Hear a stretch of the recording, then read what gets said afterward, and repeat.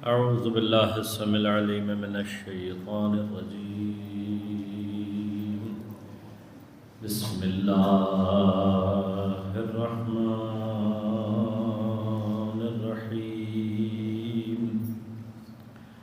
الحمد لله الذي هدانا لهذا وما كنا لنهتدي لولا أن هدانا الله لقد جاءت رسل ربنا بالحق. الصلاة والسلام على رسول المسدد المصطفى الأمجد المحمود الأحمد أبي القاسم محمد صل على محمد وعلى محمد والصلاة والسلام على أسد الله الغالب غالب على كل غالب علي بن أبي طالب. والصلاة والسلام على سيدة المعصومة المظلومة الطاهرة البتول بضعة الرسول فاطمة الزهراء سيدة نساء العالمين. اللهم صل على محمد.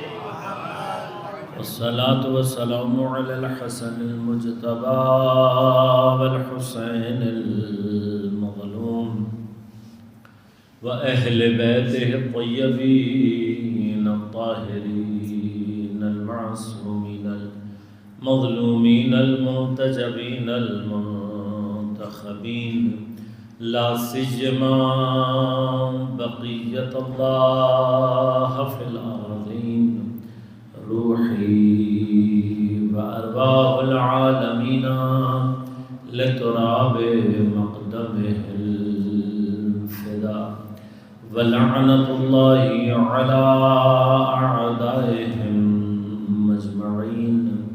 أما بعد قال الله تعالى في كتابه الكريم بسم الله الرحمن الرحيم.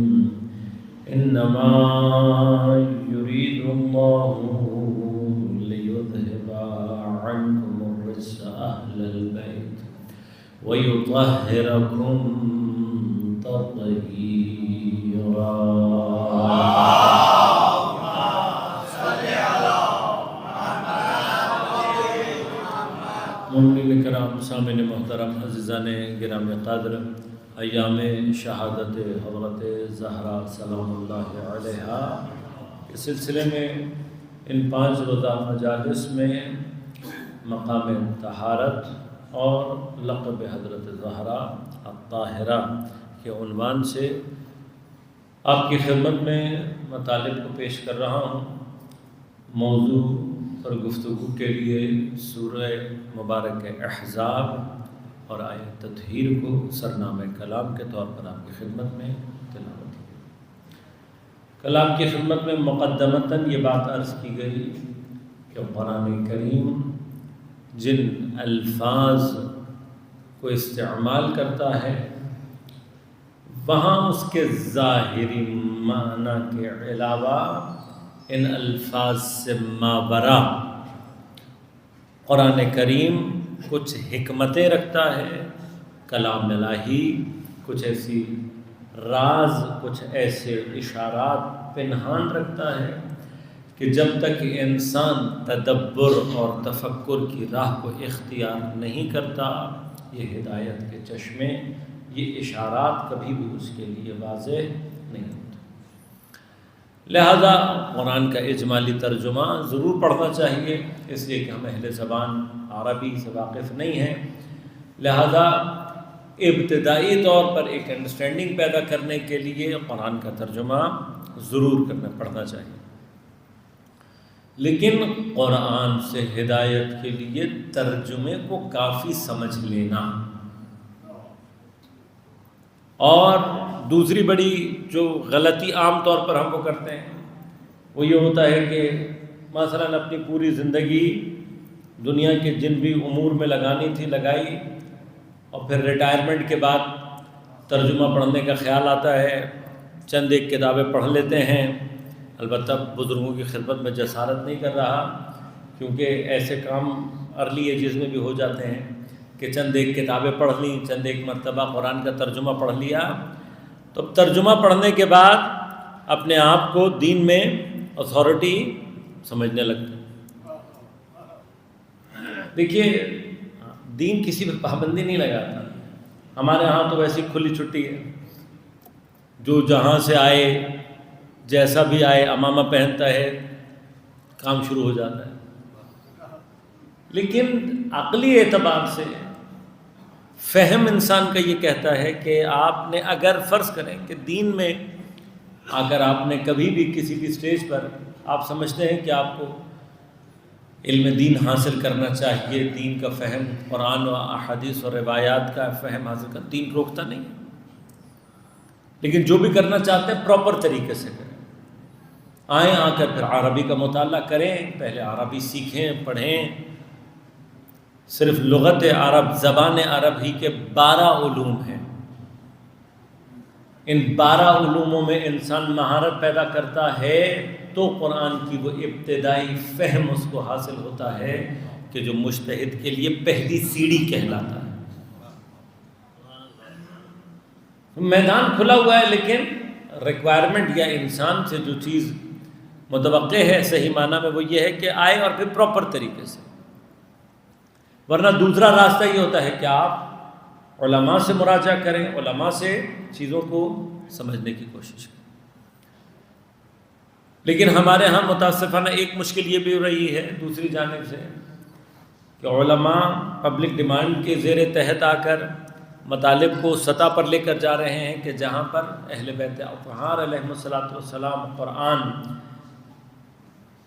اقوال معصومین علیہم الصلاۃ والسلام، دین کی جو خوبصورتی ہے وہ ہم اپنی نسلوں کو منتقل نہیں کر پا رہے۔ ہمارا دین بہت خوبصورت ہے، کب؟ جب ہمیں سمجھ میں آئے۔ ہمارا دین واقعاً خوبصورت ہے کب؟ جب وہ ہماری پریکٹیکل لائف کے پریکٹیکل سلوشنز ہمیں دے گا۔ یہ دونوں کام دین اس وقت کرے گا جب ہم دین کو واقعاً سمجھیں گے۔ سمجھنے کی ایک راہ کیا ہے؟ تدبر اور تفکر۔ تو لازماً اب جب آپ اس راستے سے گزریں گے تو مطالب عام سنجیدگی کے لیول پر تھوڑا سا سنگین ہو جاتا ہے۔ اگر آپ واقعاً علم کے اعتبار سے، لہذا خدا بہت واضح طور پر کہتا ہے لا یستوون الذین یعلمون والذین لا یعلمون، لا یستوون، وہ لوگ کہ جو علم رکھتے ہیں اور جو علم نہیں رکھتے خدا کے نزدیک یہ کبھی بھی برابر۔ لہذا کبھی کبھار خدا ان دونوں کے بارے میں جو لفظ استعمال کرتا ہے تو کیا کہتا ہے؟ وہ لوگ کہ جو کہ صاحبان بصیرت ہیں اور وہ لوگ کہ جو کہ اندھے ہیں، یہ کبھی بھی ایک جیسے۔ ابھی ہم نے فیصلہ کرنا ہے کہ ہم خدا کے نزدیک آنکھوں والے میں شامل ہونا چاہتے ہیں یا نابینوں میں شامل ہونا چاہتے ہیں۔ اگر ہم چاہتے ہیں کہ آنکھوں والوں میں شمار ہوں تو پھر اللہ ہم سے تقاضا بھی اس بات کا کرتا ہے کہ ہم ان دی ہوئی آنکھوں، ان دیے ہوئے کانوں سے وہ استفادہ کریں جو خدا ہم سے چاہتا ہے۔ لہذا قرآن کریم کئی مقامات پر کہتا ہے کہ میرے حبیب یہ قرآن سنتے ہیں لیکن قرآن ان کی سمجھ میں، یہ جو فرش عزائے سید الشہداء ہے یہ اس کی کرامات ہیں، یہ اس کی برکتیں ہیں کہ ہم یہاں پر وہ مطالب بیان کرنے کی صلاحیت پیدا کر لیتے ہیں جو ہم کہیں اور بیان نہیں کر سکتے۔ آپ یقین کریں صرف عنوان تبدیل کر دیں لوگوں کو بات سمجھ میں آنا بند ہو جاتی ہے۔ اصلا لوگ کنٹین نہیں کر پاتے ان باتوں کو جو کہ سید الشہداء کے صدقے سے حتیٰ نوجوانوں تک بھی آرام سے منتقل ہو. لہذا ذرا سی آمادگی، ذرا سا ہوش، ذرا سی توجہ بعض اوقات انسان کے اوپر عرفان کے، معرفت کے بہت سارے دروازوں کو واق کر دیتا ہے. اب ان کو سمجھنے کے لیے تھوڑی سی آمادگی. لہذا میں نے کل آپ کی خدمت میں عرض کیا کہ عقول کے اعتبار سے بات کی جاتی ہے. لہذا جناب سیدہ سلام اللہ علیہا کا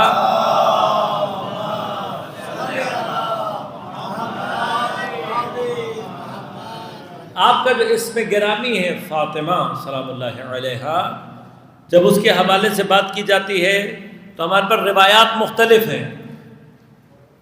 کیوں ائمہ افراد کو دیکھتے ہوئے بیان کر رہے ہیں. کچھ افراد ایسے ہیں کہ جب انہوں نے پوچھا تو آپ نے جواب دیا کہ ہماری جدہ کا نام فاطمہ اس لیے رکھا گیا کہ فاطمہ دور کرنے یا رکھنے کے معنی میں. فرمایا اس لیے ہے نام آپ کا کہ آپ کے محبوں کو اللہ آگ سے دور رکھے گا اور آپ کے چاہنے والوں کو، آپ کے دشمنوں کو اللہ تعالیٰ جنت سے دور رکھے گا. چاہنے والا دوزخ میں نہیں جائے گا، دشمن جنت میں. یہ ایک معنی ہے. لیکن جب کسی آمادہ تر ذہن کو دیکھا معصوم نے تو فرمایا کہ ہماری جدہ کا نام فاطمہ اس لیے رکھا گیا کہ یہ فاطمہ دور ہے کس سے؟ عقول انسان سے. یعنی اس ایک جملے کے اندر خود معصوم جو چیز ہمیں سمجھا رہے ہیں وہ یہ کہ اگر ہماری جدہ سے متعلق بات کرنی ہے تو عام عقل کے ساتھ بتانا.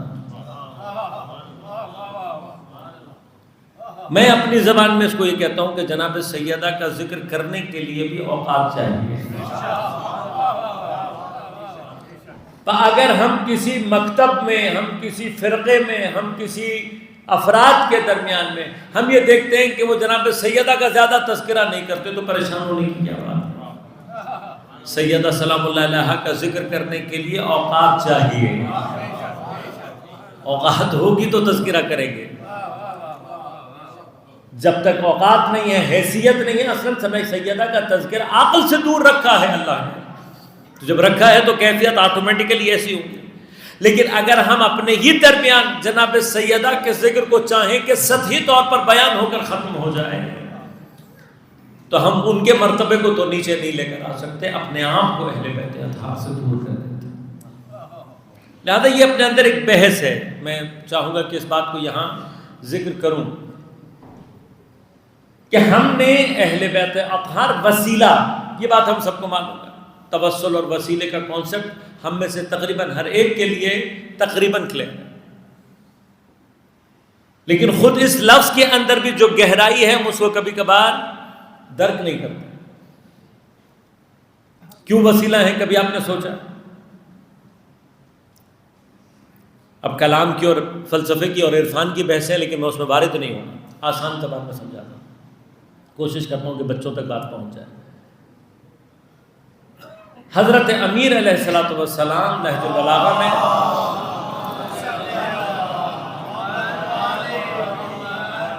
حضرت ارشاد فرماتے ہیں کہ کبھی بھی پروردگار سے متعلق اپنے ذہنوں میں کوئی تصور قائم مت ہونے دیں. اب یہ عقائد کی دنیا میں ہمارے اپنے لیے بھی بلیفز کے مرحلے میں یہ بہت بڑی کی ہے. اس کو سمجھیے گا. ہم اکثر یہ غلطیاں کر رہے ہوتے، متوجہ نہیں ہوتے. خدا سے متعلق کوئی تصور اپنے ذہن میں بنانے کی ضرورت نہیں. کیوں؟ حضرت امیر فرماتے ہیں جو بھی تصور تم نے خدا کا اپنے ذہن میں بنا لیا ہے وہ تمہارے ذہن کی مخلوق تو ہو سکتا ہے، تمہارا خالق نہیں ہو سکتا. بس وہ خدا کا تصور ہے. پھر کیا کریں؟ اصل خدا ماورائے عقل ہے. خدا کے متعلق تصور صحیح وہ ہے کہ جہاں کوئی تصور نہ بنے. اگر تصور بن رہا ہے تو غلط راستے پر جا رہے ہیں. اگر کوئی تصور بنانے میں کامیاب نہیں ہو رہے تو یہی صحیح تصور ہے. اس لیے کہ مخلوق کی عقل کی کیفیت یہ ہے کہ وہ کبھی بھی خالق سے آگے جا کر نہیں سوچ سکتی، آگے نہیں نکل سکتی کبھی بھی خالق سے۔ جب خالق سے آگے نہیں نکل سکتی تو خود خالق کو عقل تصور نہیں کر سکتی۔ اب ہمارے ہاں خدا کا تصور کیا ہونا چاہیے؟ مثلا ایک عام ذات ہے جو کہ لامحدود ہے، ایک انفائنائٹ ذات ہے، اور اس کی جتنی صفات ہیں وہ ساری کی ساری کیا ہیں؟ لامحدود۔ اب یاد رکھیے گا، جہاں ذات اور صفت دونوں لامحدود ہو رہی ہوں وہاں ڈویلٹی ختم ہو جاتی ہے، دوئیت ختم ہو جاتی ہے، ثنویت ختم ہو جاتی ہے۔ پھر جو چیز سامنے آتی ہے وہ وحدت محض ہے، وہاں احدیت کا مقام ہے۔ احدیت کہتے ہیں اس اکائی کو کہ جس کے لیے دوسرے کا کوئی تصور ہوتا ہی نہیں ہے۔ اب یہ کب ہوتا ہے؟ یہ ہوتا ہی اس وقت ہے کہ جب ذات اور صفات دونوں ایک ہوں اور دونوں کیا ہوں؟ انفائنائٹ، لامحدود۔ لہذا خدا، ہم جب دوئیت کا تصور کیا ہے؟ میں فرض کرے شخص ہوں، اگر میں علم حاصل کروں گا تو عالم بنوں گا، کبھی کسی مرض میں مبتلا ہو کر یہ علم مجھ سے ختم بھی ہو سکتا ہے، بس علم الگ ہے، میں الگ ہوں۔ یہ دوئیت ہے۔ خدا کے لیے یہ دوئیت تصور کی ہی نہیں جا سکتی۔ خدا عالم نہیں ہے، عین علم ہے۔ خدا قادر نہیں ہے، عین قدرت۔ اب ہم یہ سوچ نہیں سکتے، اس کو بس یہاں تک اتنا سمجھ لینا، یہ فل سٹاپ ہے ہمارا، اس سے آگے جانے کی ضرورت بھی نہیں ہے ہمیں۔ لیکن اب جو ذات بھی لامحدود ہے اور اس کی تمام تر صفات بھی لامحدود ہیں، اس کے اسماء اور صفات کو تجلی دینا مخلوقات کے بس کی بات ہی نہیں ہے۔ اب کیا ہوتا ہے؟ مخلوق اور خالق کے درمیان میں وہ ذات کہ جو کم از کم یہ کیپیسٹی رکھتی ہو کہ اس کے اسماء اور صفات کو اپنے اندر سے تجلی دے سکے، اس ذات، اس کو، یہ جو درمیان کی چیز ہے اسے کہتے ہیں واسطہ فیض۔ یہ واسطہ فیض کائنات میں نور محمد و آل محمد علیہ السلام۔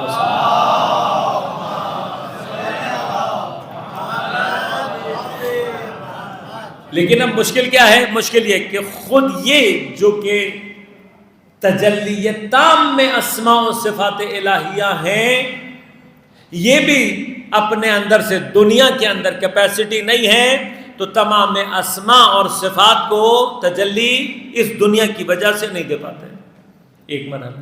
دوسرا، کچھ اسماء، کچھ صفات ایسے ہیں کہ جن کی تجلی کبھی ذات سے نہیں ہوتی بلکہ نتیجے سے ہوتی۔ مثلا آپ کو کیسے پتہ لگے گا کہ کوئی شخص بہت اچھا پینٹر ہے؟ پینٹر ہے، بہت اچھا ہے، میرے کہنے سے تو اچھا نہیں ہوگا نا۔ آپ کہیں گے مولانا اگر اچھا پینٹر ہے تو اس کی کوئی پینٹنگ ہمیں دکھائیں، پینٹنگ بتائے گی یہ کتنا اچھا پینٹر ہے۔ میں کہوں جی بہت اچھا استاد ہے، آپ کہیں گے بھی ہوگا استاد اچھا، ہمیں کیسے پتہ لگے گا کہ استاد اچھا ہے یا نہیں؟ کہ استاد کے اچھائی کو اگر تلاش کرنا ہے کہ کتنا اچھا ہے، شاگردوں کو جا کر دیکھیں۔ جتنے انٹیلیجنٹ کامیاب شاگرد ہوں گے، یہ شاگرد یہ بتائیں گے کہ استاد کتنا شاندار ہے۔ ہمارا اہل بیت اطہار کے ساتھ رابطہ عین استاد اور شاگرد والا ہے۔ یعنی کیا؟ اہل بیت اطہار کی وہ صفات کہ جو صفات الہیہ ہیں، جنہوں نے تجلی ذوات مقدسہ محمد و آل محمد سے کرنا ہے، اس کا ایک مرحلہ ان کے پیروکار اور ان کے شیعہ ہیں۔ یہ ہمارا ربط ہے۔ کیوں اہل بیت ہم سے اتنی محبت کرتے ہیں؟ کیوں ہم اہل بیت اطہار سے اتنی محبت کرتے ہیں؟ کبھی کسی پینٹر سے جا کر پوچھنا کہ اس کو پینٹنگ سے اتنی محبت کیوں ہے؟ کبھی کسی تخلیق کار سے جا کر یہ پوچھنا. مثلا روایات ہیں کہ حضرت نوح علیہ السلام کے بارے میں ملتا ہے کہ طوفان کے بعد حضرت نوح نے کوزہ سازی، مٹی کے برتنوں کا جو پیشہ تھا اس کو اختیار کیا. ایک روز ایک شخص آیا، اس نے آ کر حضرت نوح سے کہا کہ نوح یہ برتن کتنے کے ہیں؟ ان کا سارے. انہوں نے سارے. کہا اتنے کے ہیں؟ انہوں نے کہا سارے بیچو گے؟ انہوں نے کہا کیا خوب، اگر تم لینا چاہتے ہو میں سارے بیچ دوں گا. انہوں نے کہا یہ لو پیسے لینے کے بعد اس شخص نے ایک ایک برتن لے کر حضرت نوح کے سامنے توڑنا شروع کیا. کچھ دیر تو حضرت نوح نے برداشت کیا، پھر سوال کیا کہ بھائی تو توڑ کیوں رہا ہے؟ اس نے کہا یا نبی اللہ اب تو میرا مال ہے، میں توڑوں، رکھوں، استعمال کروں، جو بھی کروں. کہاں صحیح کہہ رہے تو تیرا مال ہے، تو ضائع بھی کرنا چاہے تیرا مسئلہ ذاتی، لیکن اگر ان کو توڑنا بھی چاہتا ہے میری آنکھوں کے سامنے کیوں توڑ رہا ہے؟ کہ یا نبی اللہ اب تو آپ کا مال نہیں ہے. کہا مال نہیں ہے لیکن میں نے اپنے ہاتھوں سے بنایا ہے. اس نے پلٹ کر کہا یا نبی اللہ انسان نہیں ہوں، خدا کی طرف سے بھیجا ہوا فرشتہ ہوں، یہ عمل خدا کے حکم سے کر رہا ہوں. خدا آپ سے صرف یہ پوچھنا چاہتا ہے کہ جو ڈوبے تھے کیا وہ میرے ہاتھ کے بنائے ہوئے میرے بندے نہیں تھے؟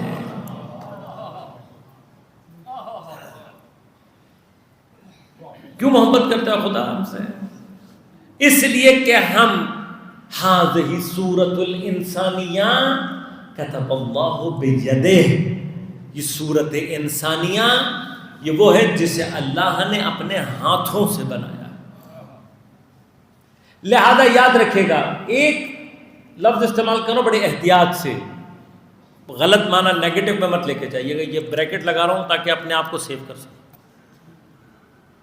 ایک توہین پروردگار کی اپنے آپ کو کمتر سمجھنا ہے، یہ توہین ہے پروردگار کی. کہ کوئی بھی شخص، کوئی بھی فرد اگر اپنے آپ کو عام سمجھ رہا ہے، اگر کوئی ایک فرد بھی اپنے آپ کو سمجھنے میں کسی کام کا نہیں ہو، میرے اندر کوئی کمال نہیں ہے، میرے اندر کوئی خاصیت نہیں ہے، مجھے اللہ تعالیٰ نے ایسے ہی.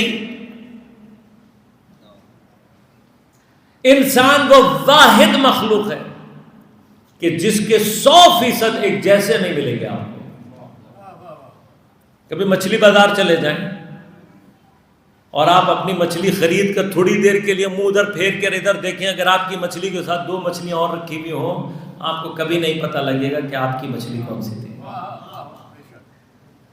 ہاں بقرعید لگتی ہے، لوگ جاتے ہیں، خدا نہ خواستہ آپ کا بکرا اگر رسی توڑوا کر جا کر اپنے جیسوں میں جا کر مل جائے، آپ کبھی اپنا بکرا الگ نہیں کر سکیں. کیوں؟ سینکڑوں کی تعداد میں ایک جیسے ہیں، لیکن خدا نے دو انسان 100% ایک جیسے. جو اللہ تبارک کس چیز میں یکسانیت نہیں ہے؟ جمادات میں، نباتات میں، حیوانات میں، حشرات میں، ستاروں میں، سیاروں میں، ہر چیز میں ہے. واحد چیز جس میں اس نے اپنی صفات کی تجلی کو ظہور دیا انسان ہے. تو پھر کم از کم یہ یاد رکھیں، بتعداد انسان، انسانوں کی جتنی تعداد ہے، جتنی تعداد ہے انسان کی، کم از کم اتنی صفات کی تجلی اللہ چاہتا ہے میرے بندوں سے پیدا ہو. لہذا ہر بندہ خدا کا اپنے اندر سے ایک اسم یا ایک صفت الہیہ کو تجلی دینے کی صلاحیت رکھتا ہے. اب جو اپنے اندر سے اسم و صفت الہی کی تجلی کی صلاحیت رکھتا ہو اور اپنے آپ کو بیکار سمجھے وہ کوئی توہین کرتا ہے. لیکن یہ اسم و صفت میرے اندر سے تجلی کب پیدا کرے گی؟ یہ میرے اندر سے اس وقت تجلی پیدا کرے گی جب میں خدا اور اپنے درمیان اس کا دامن ہاتھ میں تھاموں گا جس کو اللہ نے اپنی تجلی کا تام مظہر بنایا ہے.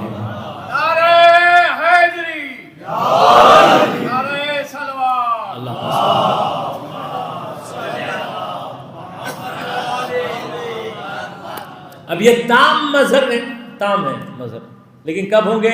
خود اہل بیت اطہار کا کمال ظہور کب کرے گا؟ جب ہم چاہیں گے کہ ان کے کمالات ہمارے اندر سے ظہور پیدا کریں۔ لہذا کیا فرمایا؟ کونوا زینن لنا ولا تکونوا شیئا علینا، ہمارے لیے باعث زینت بنو، ہمارے لیے باعث شرمندگی کیوں کہا؟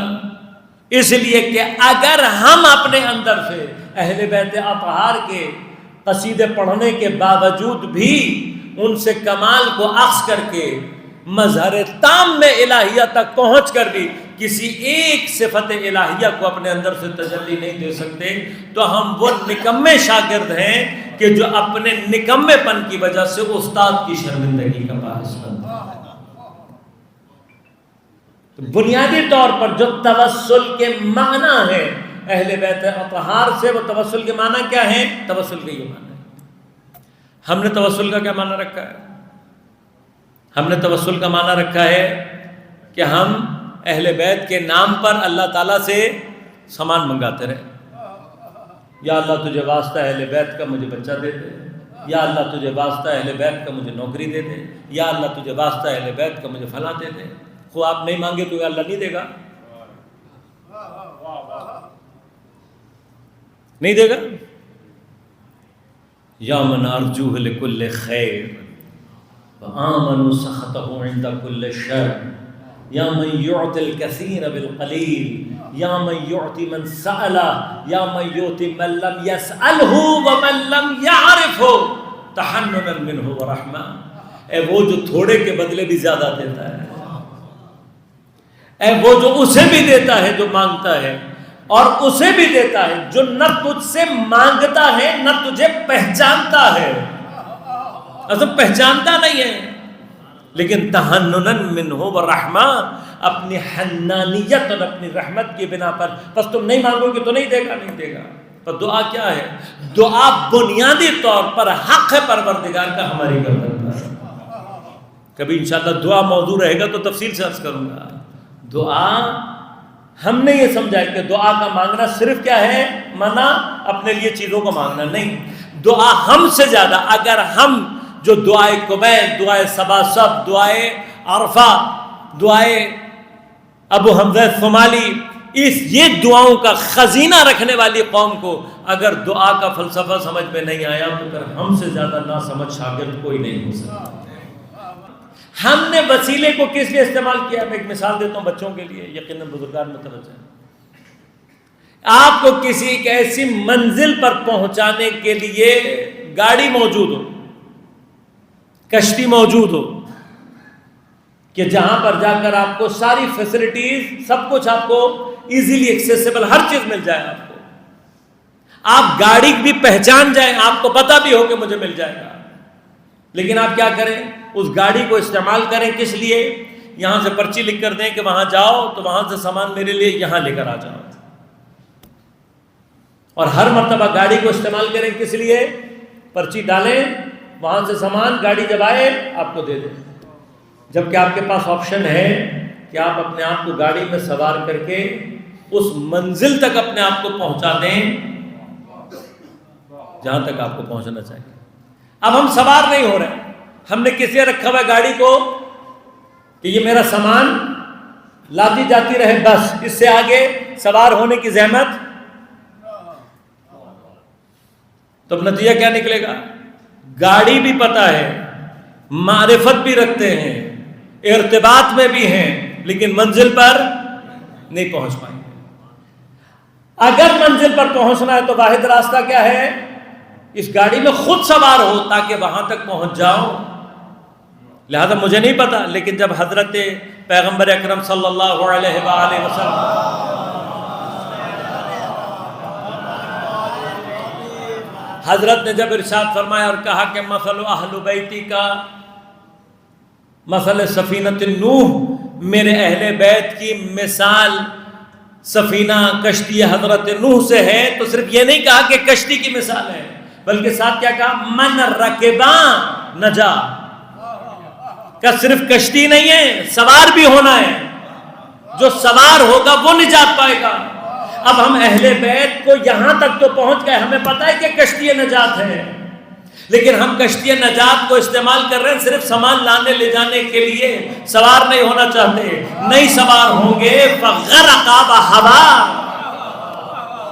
جو نہیں سوار ہوا وہ کیا ہو جائے گا؟ غرق ہو جائے گا، نابود ہو جائے گا، ہلاک ہو جائے گا۔ کشتی موجود ہے، ہم سوار نہیں ہونا چاہتے ہیں۔ سوار ہونے کے لیے کیا کریں؟ خود جناب سیدہ سلام اللہ علیہ کی روایت،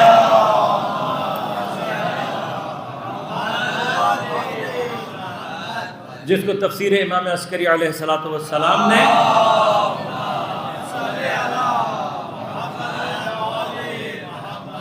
نقل کیا اس روایت کو، فرمایا کہ جناب سیدہ نے فرمایا اگر تم ان چیزوں پر عمل کرتے ہو امرناک جو ہم نے تمہیں امر کی، اپنے آپ کو ان چیزوں سے روکتے ہو جو ہم نے تمہیں منع کی ہیں، فرمایا بی بی نے اگر یہ کر رہے ہو تو ہمارے شیعہ ہو، وَإِلَّا فَلَا، ورنہ ہمارے شیعہ نہیں۔ کب ہو گئے شیعہ؟ اب ہم نے اپنی زندگیوں میں یہ دیکھنا، توسل کا معنی کیا ہے؟ توسل کا معنی یہ ہے ہم نے کتنا اہل بیت کو پریکٹیکلی اپنی زندگیوں کے اندر اتارا ہے، کتنا اہل بیت اطہار کی سیرت کو پڑھنے اور سمجھنے کے بعد ہم نے چاہا ہے کہ یہ ہمیں سمجھ میں آئے اور ہم اس پر عمل کریں۔ تو غور کیجئے گا جتنا ہم اہل بیت اطہار سے اپنی سیرت میں، اپنے کردار میں، اپنی زندگی میں اہل بیت سے اپنے آپ کو مشابہ کرتے چلے جائیں گے، اتنا ہم اس کشتی میں سوار ہوتے چلے جائیں گے۔ لیکن اگر ہماری زندگیوں سے، ہمارے کردار سے، ہماری سیرت سے مشکلات نہیں ہماری، جناب سیدہ سلام اللہ علیہ کی پوری حیات میں سب سے زیادہ کامن چیز جو ہم کرتے ہیں شباہت میں، وہ کیا ہے؟ انار کھاتے ہیں۔ انار آ جاتا ہے تو ہمیں جناب سیدہ یاد آ جاتی ہیں کہ جناب سیدہ نے انار پسند کیے تھے، انار مانگے تھے انہوں نے حضرت امیر سے، انار کھاتے ہوئے ہم حضرت زہرا کو یاد رکھتے ہیں۔ کبھی عبادت کرتے ہوئے جناب سیدہ کو یاد رکھا، کبھی روزہ رکھتے ہوئے جناب سیدہ کو یاد رکھا، کبھی دنیا کے اور مسائل کے سامنے کبھی جناب سیدہ کو، مگر گھر کی سیرت نہیں ہے، مگر اولاد کی تربیت میں جناب سیدہ نہیں ہے۔ کہاں یاد آتی ہے ہمیں شباہت؟ ہم کہاں پیدا کرتے ہیں؟ جب ہم نے انار کھانا۔ البتہ اس وقت بھی حضرت کو یاد کر لینا خالی از فیض و کرم نہیں ہے، لیکن جناب سیدہ کی حیثیت اس سے بہت بلند ہے کہ ہم صرف جناب سیدہ کو انار تک رکھیں۔ یہ کشتی نجات ہے، شباہت پیدا کرنی ہے۔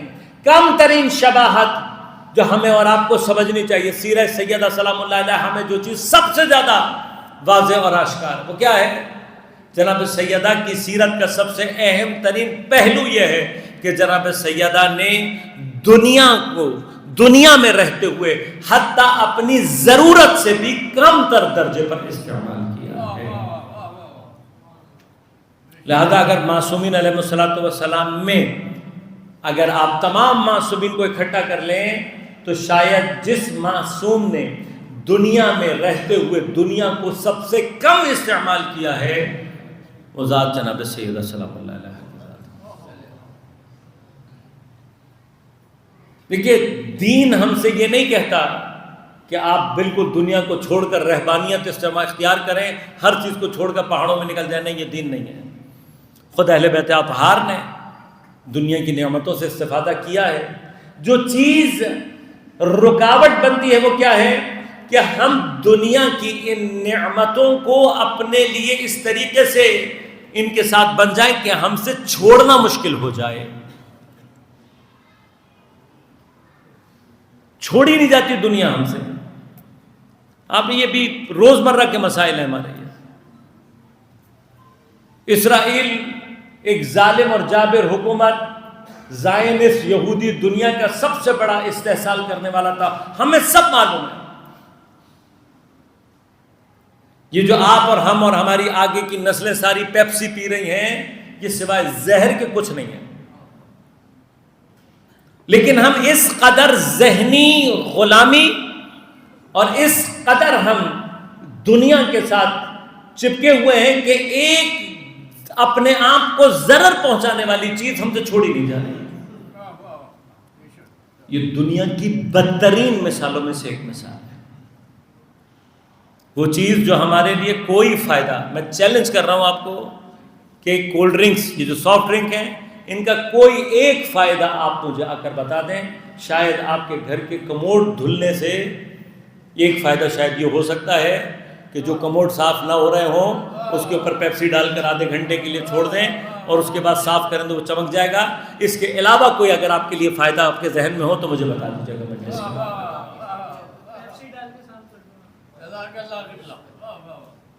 یہ فائدہ تو مجھے پتہ ہے.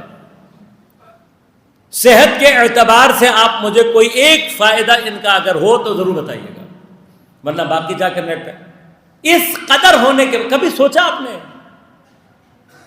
اس بات کو کبھی ہم نے کنسیڈر کیا اپنے لیے کہ یہ کیا چیز ہے؟ ایک چیز جو زہر ہے، ایک چیز جو مضر صحت ہے، میں نہیں چھوڑ پا رہا. کیوں؟ یہ وہ ذہنی غلامی ہے. اور یاد رکھیے گا، اہل بیت اطہار کا سب سے بڑا کارنامہ، اور بالخصوص سید الشہداء کا جو سب سے بڑا کارنامہ ہے وہ کیا ہے؟ حریت پیدا کرنا. سب سے بڑا کارنامہ ہے حضرت. اب غلام جو ذہن ہوتا ہے، غلام ذہنیت کی سب سے بڑی مشکل کیا ہوتی ہے؟ غلام کی سب سے بڑی مشکل یہ ہوتی ہے کہ وہ اپنی قید کو، اپنی سلاخوں کو، اپنی زنجیروں کو اپنی قسمت سمجھ لیتا ہے. لہذا غلام ذہنیت جب پیدا ہو جائے تو کیا ہوتا ہے؟ ہاتھی ہے، اسے پتہ نہیں ہے یہ بات کہ اگر یہ چین جو میرے پاؤں میں لگی ہوئی ہے میں ذرا سا زور لگاؤں گا ٹوٹ جائے گی، لیکن توڑ نہیں پاتا. کیوں نہیں توڑ پاتا؟ طاقت کیوں نہیں استعمال کر پاتا؟ واحد وجہ غلام ذہنیت ہے. یہ غلام ذہنیت ہماری زندگیوں میں ظہور کیسے کرتی ہے؟ پیپسی نہیں چھوڑ سکتا. نوجوان سے پوچھو، کہتا ہے سگریٹ نہیں چھوڑ سکتا. بھائی کیوں نہیں چھوڑ سکتے؟ کیوں نہیں چھوڑ سکتے؟ یہاں سے بحث شروع ہوتی ہے. نہیں چھوڑ سکتا میں. بھائی کیوں نہیں چھوڑ سکتے؟ یہ چیزیں کیوں نہیں؟ دنیا کی ہر وہ چیز جو آپ نہیں چھوڑ سکتے، یہ وہ ہوا ہے جو خدا کے مقابلے پر کھڑی ہو جاتی ہے. لہذا اس کو آسان نہ دیں. اب یہ جو کیوں اللہ تعالیٰ نے روزہ رکھا ہے؟ روزہ اللہ تبارک و تعالیٰ نے رکھا ہی اسی لیے ہے کہ اس کے ذریعے سے ہمیں بتا سکے کہ میں وہ ہوں کہ جس کے لیے تم کھانا پینا بھی چھوڑ سکتے ہو. ہم چھوڑتے ہیں نا، اللہ کے لیے چھوڑتے ہیں، لیکن ہم نے اپنے روزوں کو بھی کیسا بنا لیا ہے؟ دنیاوی، مادی. کبھی انشاءاللہ ماہ مبارک میں رہا موضوع تو آپ کی خدمت میں عرض کروں گا کہ ہمارے روزے کا اثر تقویٰ کیوں نہیں ظہور کرتا. اس لیے کہ جو روزہ ہم رکھتے ہیں وہ بھی مادیت کے گرد گھوم رہا ہوتا ہے. لیکن روزے کے ذریعے اللہ تعالیٰ ہم سے بنیادی ترین ضرورت کھانا پینا چھڑواتا ہے. کیوں؟ اگر تم خدا کے لیے چھوڑنے کے قابل ہو تو اس کا مطلب ہے قابلیت ہے تمہارے اندر. اب ہوتا کیا؟ غور کیجیے گا. کہیں نہ کہیں اللہ تبارک و تعالیٰ ہمارے لیے یہ امتحان پیدا کرتا ہے اور ہم سے یہ دیکھا جاتا ہے کہ تم یہ چیز چھوڑ سکتے ہو یا نہیں. اگر ہم اس چیز کو چھوڑنے کی صلاحیت رکھتے ہیں خدا کے لیے، اہل بیت کے لیے، تو اس کا مطلب ہم خدا کے بندے ہیں، اہل بیت کے ماننے والے. لیکن اگر ہم نہیں چھوڑ سکتے تو جتنا مرضی ہم اپنی زبان سے اللہ کی توحید کا کلمہ پڑھتے رہیں، اپنے باطن میں اور اپنی حقیقت میں اسی شے کے غلام اور بندے ہوتے ہیں جو ہم سے چھوڑی نہیں جا رہی ہوتی. لہذا دین واحد چیز جو کیا کہتا ہے، وہ کہتا ہے اس کیا دنیا کو ترک کرنے کا واحد معنی کیا ہے؟ اس کے اسیر اور غلام مت بنو. استعمال سے دین نہیں روکتا. کیا کہتا ہے؟ غلام مت بنو، اسیر مت بنو. چاکلیٹ نہیں چھوڑی جا رہی، فلاں بسکٹ نہیں چھوڑ سکتا، فلاں چپس نہیں، ہم تو اس میں پھنسے. خدا امتحان دیتا ہے. حضرت بہلول نام سنا ہوا ہے آپ نے، زہیب یا وہب بن عمر نام ہے، ہارون کے رشتہ دار ہیں، صحابی ہیں 7ویں امام کے، اور اپنے زمانے کے وہ جلیل القدر صحابی اور وہ فاضل آدمی ہیں کہ اہل بیت کے ماننے والے، اہل بیت کے چاہنے والے ہونے کے باوجود اپنے علم اور فضل کی وجہ سے ہارون نے قاضی القضات، چیف جسٹس پورے بلاد اسلامیہ میں، ہارون کے بعد اگر کوئی اتھارٹی ہے تو کون ہے؟ بہلول۔ اور یہاں اس نے ارادہ کیا کہ میں یزید کی اقتداء میں امام کے لیے قتل کا جواز پیدا کرنے کے لیے فتویٰ لے لوں۔ سارے جتنے بھی مملکت کے زرخرید ملا تھے سب نے سائن کر دیا۔ آخری سائن کس کا رہتا ہے؟ Chief justice. یہ سائن اگر ہو جاتے ہیں تو گویا امام کا قاتل عین شریعت بن جائے، جواز پیدا ہو جائے گا۔ جب یہ پہنچی بات جناب بہلول تک تو پریشانی کیا ہے؟ اب غور کیجیے گا، یہ ہے اتھارٹی ہیں، پوسٹ ہے، عزت ہے، احترام ہے، سامنے کیا ہے؟ امام۔ ہمارے جیسا ہوتا ہزار بہانے پیدا کر لیتا، بھائی پوسٹ ہوگی تو میں دین کی بڑی خدمت کر سکتا ہوں، مومنین کے بڑے کام آ سکتا ہوں۔ یہ ہمارے کامن بہانے ہیں۔ بھائی میرے انکار کرنے سے کوئی کیا چھوڑ دے گا امام کو؟ نہیں چھوڑے گا، یہ کامن ہے نا۔ میرے مثلاً برانڈ کو اسرائیلی چھوڑنے سے کیا ہوگا؟ ساری دنیا استعمال کر رہی ہے، یہ کامن جواب ہے۔ میں نہیں کھاؤں گا تو کیا ہو جائے گا؟ قبر میں تم سے دوسروں کے بارے میں نہیں، تمہارے بارے میں سوال کیا جائے گا، تم نے کیا کیا۔ قبر میں نہیں پوچھے گا ہمسائے نے چھوڑا تھا یا نہیں چھوڑا تھا، دوسروں نے چھوڑا تھا یا نہیں چھوڑا تھا، سوال آپ سے کیا جائے گا، تم نے چھوڑا یا نہیں چھوڑا۔ اور اس کے پیچھے نتیجہ تو اللہ تعالیٰ نے آپ سے مانگا ہی نہیں۔ کبھی یہ کہا ہے کہ یہ چھوڑ دو تاکہ یہ ہو جائے؟ نہیں، کہا چھوڑ دو بس، ختم ہو گئی بات، ہمارا کام ہے انجام دینا۔ یہ سب شیطان کے خیالات ہیں جو ہمارے ذہن میں، تمہارے کرنے سے کیا ہوگا، لہذا مشکل ہے۔ یہ کیا ہے؟ یہ سارے کے ساتھ جتنے یہ خیالات آ رہے سب شیطان۔ حضرت بہلول سامنے پوسٹ ہے، اچھا آسان کام نہیں ہے۔ امام سے جب رابطہ کیا، امام نے اشارتاً ان کو یہ کہا کہ اگر پیسہ ہے تو تم پوسٹ چھوڑ دو۔ اب پوسٹ چھوڑ دو سے مراد کیا ہے؟ ریزائن نہیں دے سکتے، کیونکہ ریزائن کا مطلب کیا ہے؟ اپنے دشمن کو اپنے سامنے کھڑا کر دیں، یہ حماقت ہے۔ کیا کریں؟ واحد چیز یہ سمجھ میں آئی کہ کچھ ایسا کروں کہ یہ پوسٹ میرے پاس باقی نہ رہے۔ اب کچھ چیزوں پر اختیار ہے، کچھ پر اختیار نہیں ہے، جن پر اختیار ہے وہ گناہ کبیرہ کی طرف لے کے جاتا۔ آخری چیز جو بچی تھی وہ کیا تھی؟ کہ عقل کی شرط کو فاقد کروں۔ جب عاقل ہی نہیں رہوں گا تو قضاوت، عدالت سب ختم ہو جائے گی، بحث ختم۔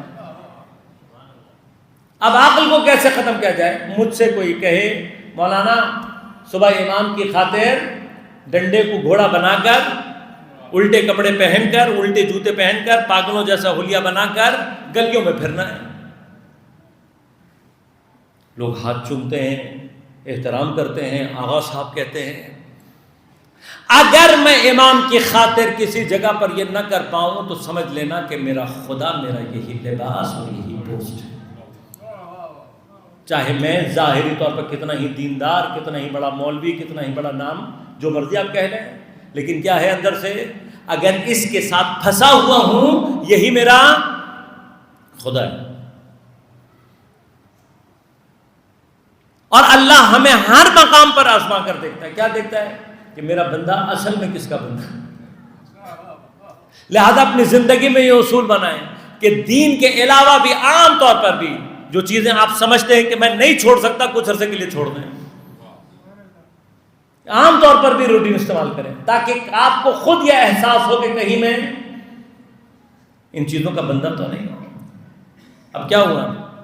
جس وقت جناب بہلول نے یہ کام کیا، کیا کیا؟ اب چھوٹی قربانی نہیں ہے۔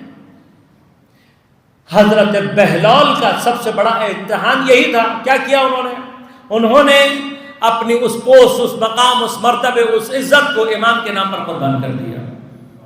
صبح پاگلوں کی وہی بہلول کہ جس سے ہاتھ ملانے کے لیے لوگ لائن میں کھڑے ہوتے تھے، اب بچے اس کے پیچھے تالیاں بجاتے ہوئے پھر رہے ہیں، پاگل پاگل کہہ رہے ہیں، پتھر مار رہے ہیں۔ ہمارے اور آپ کے حساب سے بڑا نقصان ہو گیا نا۔ ساری پوسٹ، ساری دنیا، ہر چیز ختم ہو گئی۔ لیکن کوئی اہل بیت کے دروازے پر آ کر اپنے آپ کو قربان کرے تو وہ کریم ہے، ایسا نہیں ہے کہ پلٹ کر جواب نہ دیں۔ ہمارے اور آپ کی زندگی کی ساری محنت کس لیے ہے کہ کسی طرح سے ہم جنت چلے جائیں۔ اہل بیت نے بہلول کی شکل میں ہمیں بتایا کہ اگر تم دنیا کو ہمارے نام پر قربان کر دو، ہم تمہیں اس مقام پر پہنچا دیں گے کہ دنیا میں مٹی کا گھروندا جنت کہہ کر بیچو گے، ہم تمہارے نام سے محفوظ کروا دیں گے۔ اتنا اختیار دے دیں گے تم ہمارے لیے ایک مرتبہ یہ بہت چھوٹے چھوٹے امتحان ہیں، بہت چھوٹے چھوٹے امتحان ہیں۔ یہ اس 40 دنوں کے عرصے کے اندر یہ جس صورتحال سے ہم اور آپ اس وقت گزر رہے ہیں، ایک چھوٹا سا تو امتحان ہے۔ ہماری مشکل کیا، ہمیں پتہ بھی ہے کہ یہ دین کے بدترین دشمن ہیں، یہ دنیا میں سب سے زیادہ مینیپولیشن کرنے والے، استحصال کرنے والے لوگ ہیں، لیکن 1000 بہانے ہم نے اپنے لیے رکھے ہوئے ہیں۔ آغا صاحب اس کے بغیر تو گزارا نہیں ہو سکتا، آغا صاحب اس کے بغیر تو ہو نہیں سکتا۔ یعنی یہ کیا، واحد ذات جس کے بغیر دنیا میں کچھ نہیں ہو سکتا، یا خدا کی ذات ہے یا محمد والے محمد کی ذات ہے۔ اب اگر آپ اس کے بعد کسی چیز کے لیے یہ سمجھ رہے ہیں تو بس سمجھ لیں کہ پھر خدا آپ کا خدا نہیں ہے۔ کیوں آخر ہم اس جگہ پہ پھنسے ہوئے ہیں؟ کیوں اگر ہم یہاں پر پھنسے ہوئے ہیں؟ کیا واقعاً اپنی اس فکر کے ساتھ ہم اپنے زمانے کے امام کے لیے آمادہ ہیں؟ امام آ کر ہم سے اگر کہتے ہیں کہ فلاں چیز چھوڑ دو، ہم ہیں؟ یہ چھوٹا سا امتحان ہے جو اس وقت ہمارے اور آپ کے سامنے درپیش ہے۔ لہٰذا جناب سیدہ سلام اللہ علیہا کی اپنی زندگی کے اندر جو سب سے بڑی چیز ہے، یہ کیا کر رہے ہیں اہل بیت؟ یہ ہمیں اور آپ کو یہ بتا رہے ہیں کہ زندگی میں خدا سے اپنے آپ کو اگر باندھنا ہے تو طریقہ کیا ہے؟ بہت ساری چیزیں ہیں ایسی ہیں کہ ترک کر کے دیکھو۔ تم دنیا چھوڑ کر خدا کے لیے دیکھو گے، خدا تمہارے وجود سے ان برکتوں کو ظاہر کرے گا جس کا تم نے سوچا بھی نہیں۔ لہذا ایک بڑا عجیب و غریب مقام ہے۔ ہم اور آپ ان باتوں کی طرف متوجہ نہیں ہیں۔ ہم سمجھتے ہیں کہ بولنا نعمت ہے، بات کرنا نعمت ہے، لیکن آپ کو خدمت عرض کروں کہ اس نعمت کو بھی اگر انسان کچھ دیر کے لیے روک لے، انسان کی زبان سے حکمت کے چشمے جاری ہو جاتے ہیں۔ خاموشی ہو سکتے ہیں، خاموشی ہمیں لگتا ہے کہ بہت آسان سی چیز ہوگی، ایک ہفتے خاموش رہ کر دیکھ لیں، ایک ہفتے خاموش ہو کر دیکھ لیں خدا کے لیے۔ ایک ہفتے تک بات نہیں کروں گا کسی سے ضرورت کے علاوہ۔ ایک ہفتے میں آپ کو پتہ لگ جائے گا کہ ہم اپنے زبان کے کتنے اسیر اور کتنے بندے ہیں۔ ایک ہفتے میں معلوم ہو جائے گا۔ اپنے ذات کے اسیر ہیں، اپنے نفس کے اسیر ہیں، اور جو اپنے ذات اور نفس کا اسیر ہو وہ کبھی بھی حسین کا غلام، اہل بیت کا عاشق نہیں ہو سکتا۔ لہذا طہارت کے مرحلے کی ابتدا، بنیادی طور پہ طہارت کیا ہے؟ یہ جو ہم نے طہارت کا بھی ایک تصور بہت بنیادی سا ذہن میں بنایا ہوا ہے کہ طہارت کا معنی کیا ہے؟ کچھ نجاستوں سے اپنے آپ کو دور رکھ لو۔ کون سی نجاستیں؟ صرف فقہی، اور وہ جو نجاستیں میرے روح کو اپنے اندر لی ہوئی ہیں، وہ نجاستیں جو میرے نفس کے اوپر چھائی ہوئی ہیں۔ مگر ہو سکتا ہے، مگر اہل بیت کو ہمارا دل بدن چاہیے، اہل بیت کو ہمارا بدن نہیں چاہیے، اہل بیت کو ہمارا قلب چاہیے۔ اور اگر یہ قلب نجاستوں سے بھرا ہوا ہو تو پہنچ سکتا ہے اہل بیت تک۔ خدا کیا کہہ رہا ہے؟ میں نے دور رکھا ہوا ہے۔ جب اللہ نے دور رکھا ہوا ہے تو اس کا معنی کیا ہے؟ جب میں یہ قلب نجاستوں سے بھرا ہوا لے کر جاتا ہوں تو یہ کبھی بھی اہل بیت کے نزدیک جا ہی نہیں سکتا۔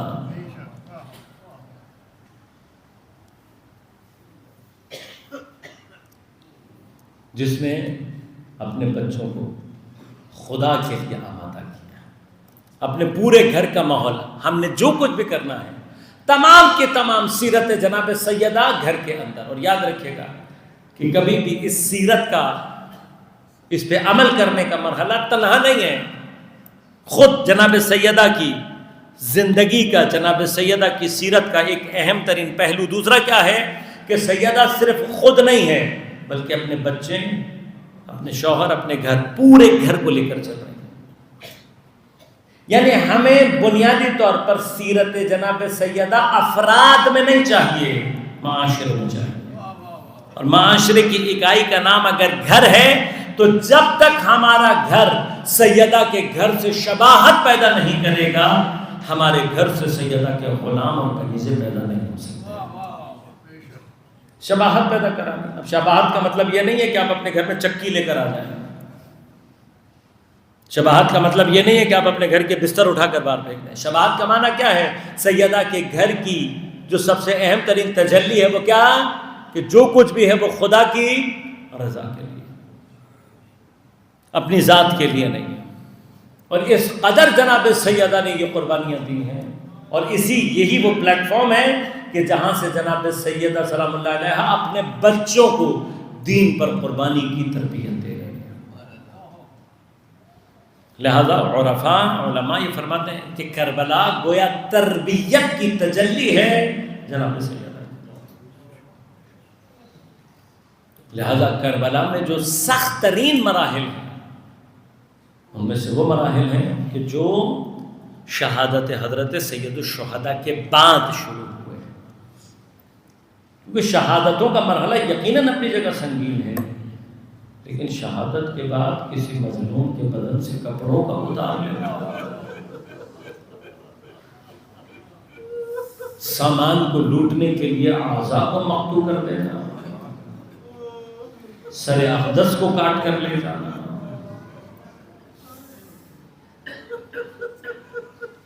مظلوم کے بدن اطہر کے اوپر گھوڑوں کا دوڑا دینا، اور پھر اس سے زیادہ مرحلہ سخت کیا ہے کہ نبی کی بیٹیوں کے خیموں کو آگ لگا دینا. خیمہ آگ سے بھڑکا ہوا ہے، آگ کی شدت اتنی ہے. حمید بن مسلم کہتا ہے کہ میں دیکھ رہا ہوں کوئی جلیلہ، کوئی مقدرہ جانا چاہتی ہے، لیکن آگ کی شدت اسے مجبور کر کے پیچھے آتی ہے، پھر آگے جاتی ہے، پھر پیچھے آتی ہے. میں نے ایک دفعہ پوچھ لیا، بی بی تیرا ایسا کیا قیمتی سامان رکھا ہے کہ جس کے لیے تو اپنے آپ کو جلانا چاہتی ہے؟ جواب نہیں دیا. ایک مرتبہ خود کو آگ میں ڈال دیا، جب کچھ دیر کے بعد آئی ہے تو دیکھا پشت پر بیمار امامت. بی بی آگ سے مقابلہ کرنا کہاں سے سیکھا؟ تو شاید سیدہ یہی جواب دیں گی، سب سے پہلے اپنی ماں کو دیکھا ہے چلتے ہوئے. دروازے پر کھڑی ہوئی ہے، کیا کہہ رہی ہے؟ کہ میں ہوں دروازے کے پیچھے سیدہ بنت مصطفیٰ. آج جواب بولنا ہے بہن ہوا کرے، اگر تم نے علی کو نہ نکالا ہم دروازہ توڑ دیں گے. جب دروازہ توڑنے کی کوشش کی، راوی کی روایت کہتی ہے کہ دروازے کے پٹوں کو بی بی نے اپنے ہاتھوں سے تھام لیا، اس طرح سے کہ جناب کی انگلیاں باہر کی جانب ظاہر ہو رہی تھیں. ملعون نے اپنے تازیانے سے اتنی ضربتیں لگائی کہ بالآخر سیدہ نے دروازہ چھوڑا. ہاتھوں سے چھوڑا ہے، دروازے کو نہیں چھوڑا، بلکہ اپنے آپ کو دروازے سے لگا کر کھڑا کر دیا. بہت لاتے مارنے سے، بڑا زور لگانے سے بھی جب دروازہ نہیں کھلا تو بس ایک مرتبہ حکم دیا، آگ کو لا کر، لکڑیوں کو لا کر دروازے کو آگ لگا دی. عزیزوں آسان بات نہیں ہے یہ سننا کہ کوئی جلتے ہوئے دروازے کو بھی نہ چھوڑ رہا ہو. دروازے کو آگ لگی ہوئی ہے لیکن سیدہ نے دروازہ چھوڑا نہیں ہے.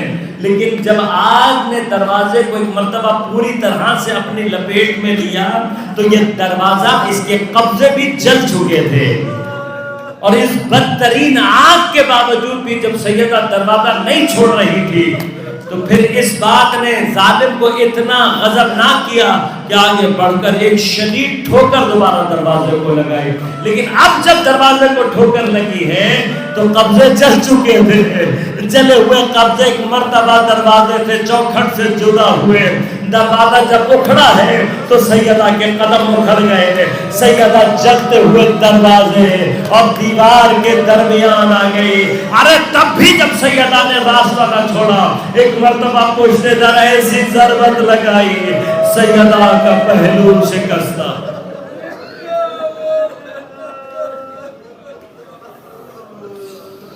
ألا ولعنة الله على القوم الظالمين وسيعلم الذين ظلموا أي منقلب ينقلبون. بار الہا بحق زہرا و ابیہا و بعلہا و بنیہا ہماری عبادات کو اپنی بارگاہ میں قبول منظور فرما. حضرت کے منتقم حضرت کے فرزند امام زمان کے ظہور میں تعجیل فرما.